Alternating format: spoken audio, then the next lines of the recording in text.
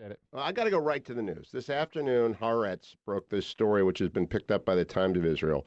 The White House outrage over Prime Minister Netanyahu's plan to speak before Congress has blown up. Quote, we thought we'd seen everything. The newspaper quotes an unnamed senior U.S. official saying, but Bibi managed to surprise even us. There are things you simply don't do. He spat in our face publicly, and that's no way to behave. Netanyahu ought to remember that President Obama has a year and a half left to his presidency and that there will be a price. Senator Cotton, you're on armed service. What do you make of that? Well, John Boehner's the Speaker of the House. He can invite anyone he wants to come speak to us. And Benjamin Netanyahu is the Prime Minister of the government of Israel, our strongest ally in the world, the only country in the region that truly reflects our Western democratic capitalist values. And I would tell that senior administration official that he should remember that I and lots of other senators have many more years in office left than Barack Obama does. It's very well put. And I would say the foundation of our relationship with Israel is not the president, certainly not the State Department, nor is it even the Congress, even though that's where you see it expressed the most. It's the American people. The Congress is so strongly supportive of Israel and the U.S.-Israel alliance because the American people are, and we're reflective of the American people's strong support for Israel. Have you ever seen any instance of the White House? And it sounds like Secretary of State Kerry. We can't say that. We don't know that. I can't confirm that.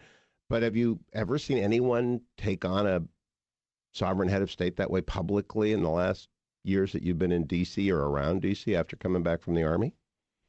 No, the only other instance I may be able to remember was also about Benjamin Netanyahu last October when an unnamed administration official used a vulgar epithet to question his courage. This is a man, remember, who is a member of his country's elite special operations forces, who was wounded in combat, whose family has paid the gravest price possible in the defense of freedom, coming from a president who was a community organizer with a bunch of staffers who have never served their country in uniform. They really don't like him, and they don't really like Israel. At the same time, the president was threatening your body again should you move forward with sanctions on Iran. Now, I read a lot on the plane today.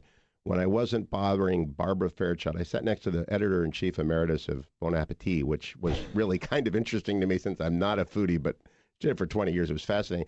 But I was reading up, and the Corker and the Graham approaches to Iran sanctions have me very confused. So I want you to take a moment to tell, what do you think is going on there? Well, you're certainly right that, in the State of the Union speech, the president threatened the United States Congress more than he threatened Iran.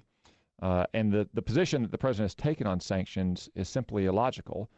He has said that our sanctions, which the Congress drug him kicking and screaming into years ago, is what brought Iran to the table. And anytime you're negotiating, you as a lawyer, you want the most leverage. So if we pass legislation that would impose new sanctions months from now, if the talks break down, then that just gives the president more leverage to achieve a deal that he supposedly wants. I'm very skeptical that Ayatollah Khamenei wants them.